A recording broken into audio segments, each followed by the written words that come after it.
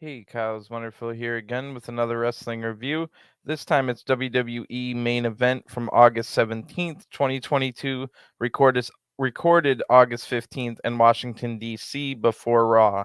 So we've had some great matches over the last couple of weeks on Main Event, as even this show has seen its quality increase under the Triple H regime, which is awesome. So people can still use Main Event to take weeks off from Raw, but still throw down a really good match, and I hope that continues tonight.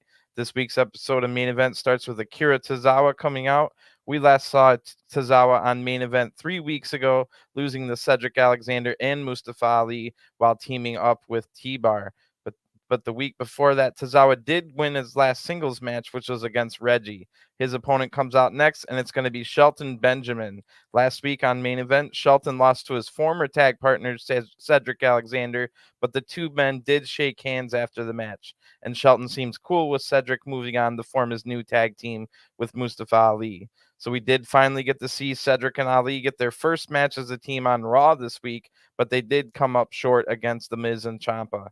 Shelton now gets in the ring and he shakes hands with Tozawa to start this match.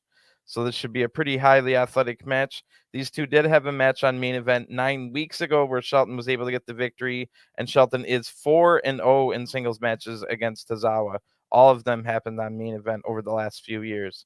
Shelton doesn't have too much time left in his career, being at 47-year-old now, but he does need a big win here so he can maybe get one last run on Raw and doesn't have to waste his last little bit of his career on Main Event. So Tozawa needs this win as well, as it's seemingly the 24/7 title is stopped being used, which is the only thing that Tozawa could get on Raw for. So they both have a lot to prove in this match to maybe get on Raw and out of Main Event.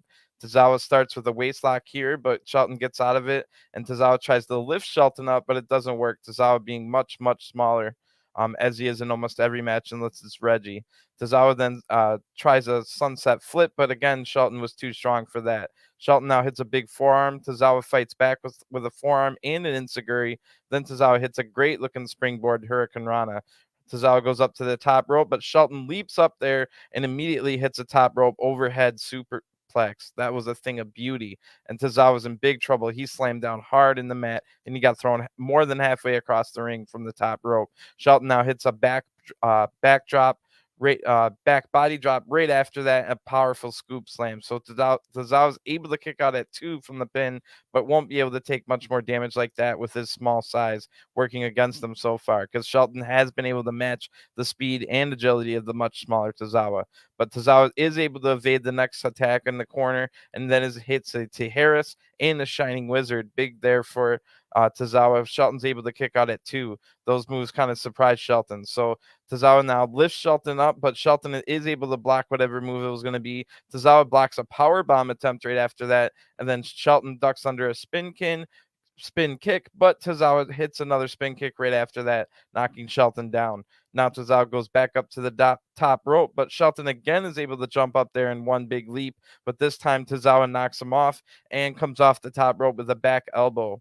Then Tozawa goes back up to the top rope, but Shelton evades the attack. Tozawa lands on his feet, but Shelton hits pay dirt right after that for the 1-2-3. The winner of this match by pinfall, Shelton Benjamin. So really good match here. Main Event again proving that it has good matches now. So that's awesome to see. Everything under WWE seemingly is better with Triple H in charge. Shelton now helps Tozawa up to his feet, and they shake hands again after the match here. So that's 2 weeks in a row now. Good sportsmanship from Shelton Benjamin, who's shaking hands, kissing babies. Big win here. Maybe next week Shelton can get on Raw. That would be great. He's got one more run in him. I would love to see Shelton versus Lashley for the U.S. title on Raw. That would be great.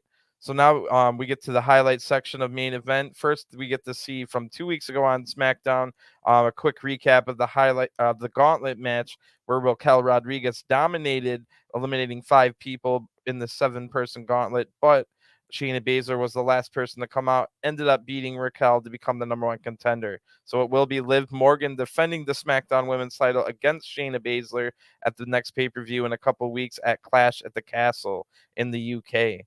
So then they showed this week from SmackDown.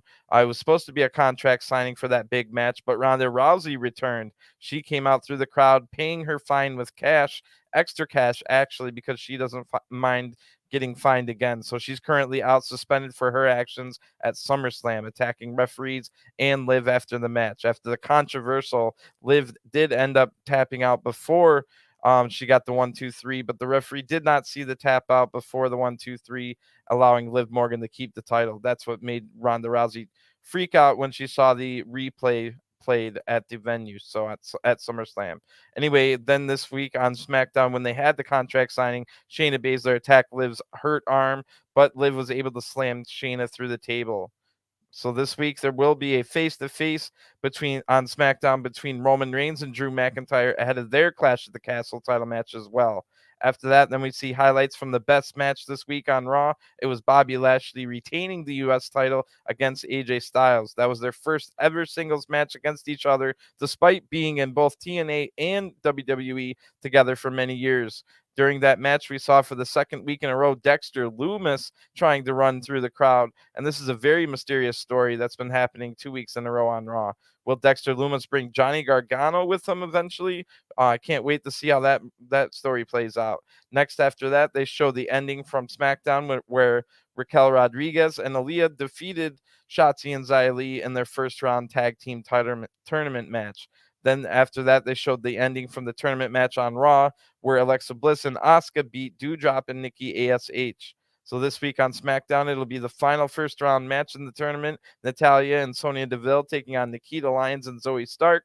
And then on Raw this week, it'll be the semifinals first match with Alexa and Asuka taking on Dakota Kai and Io Sky, the new Bayley buddies. So at Clash at the Castle, it'll also be those four taking on each other, but in a 6-woman tag with Bianca Belair and Bayley joining their respective teams.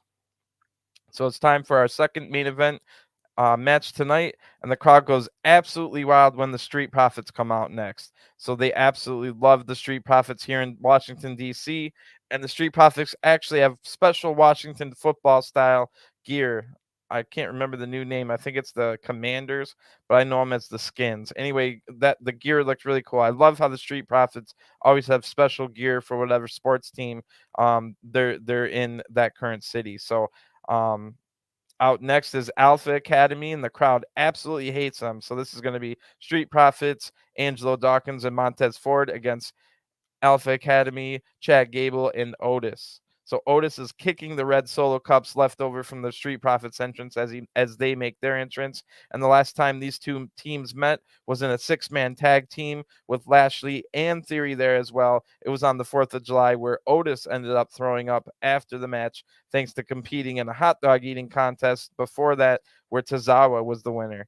Last time it was a 2-on-2 match between these two teams was a Texas Tornado style match on Raw back in April where the Street Profits won. The Street Profits have won 5 matches, and Alpha Academy's only won 2 matches in the history of these two having 2-on-2 matches. So Montez Ford and Chad Gable are going to start the match. Ford gets wrist control, but Gable shows great technique, amateur wrestling skills here to not only get out, but take Montez Ford down. But Ford gets up and quickens the pace here, hitting a huge shoulder tackle. Now Angelo Dawkins comes in and they hit a double team. Dawkins then hits a shoulder tackle of his own. Now both men grapple and do some great agility in high spots here.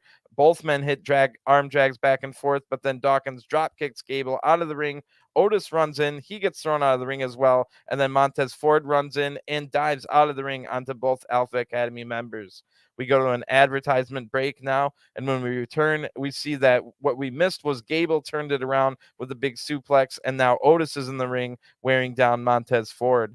Otis now hits a big clothesline, and Otis and Gable are talking trash to the crowd, getting huge boos from them. Gable now hits cheap shots from the apron, and Otis stands on Ford's back and then hits a slam. Gable now tags in, and they hit a double team, but Ford is able to kick out at 2. Gable now kicks Dawkins off the apron, and Gable ducks under a kick and applies an ankle lock. Fortunately for Ford, he's able to get out right away. Then both men hit a crossbody at the same time. Both are able to get out now, and Dawkins and Otis come in. Dawkins jumps right over an attack, then hits a back elbow, but the big Otis doesn't even go down. He hits a big shoulder tackle on both Street Profits in a row here. Then a standing splash on Dawkins, but Montez is able to break up the pin here. Now Gable tries to hit the rolling chaos theory, but Montez Ford does an amazing backflip out of that German suplex. That was sweet. Now Otis throws Montez out of the ring and hits another shoulder tackle on Dawkins. Otis goes up to the top rope, but Dawkins stops him, lifts Otis up on his shoulders. Montez tags in, and the Street Profits hit a doomsday blockbuster, getting the 1-2-3. The winners of this match by pinfall, the Street Profits.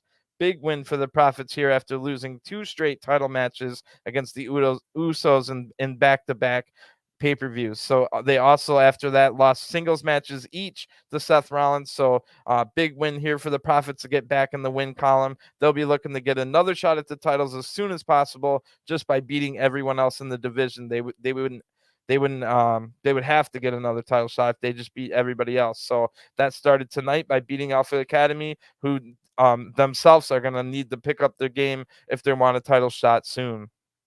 After that, we just end main event by seeing Damian Priest calling out Edge from a couple weeks ago. That's the preview. The big match this week coming up on Raw in Edge's hometown, Edge against Damian Priest in Toronto, Canada. Edge's first match there in 12 years. So this week's episode of Main Event then ends with the main event from Raw this last week, where Theory beat Dolph Ziggler to avenge all those sneak attacks that Dolph was doing on him over the last month.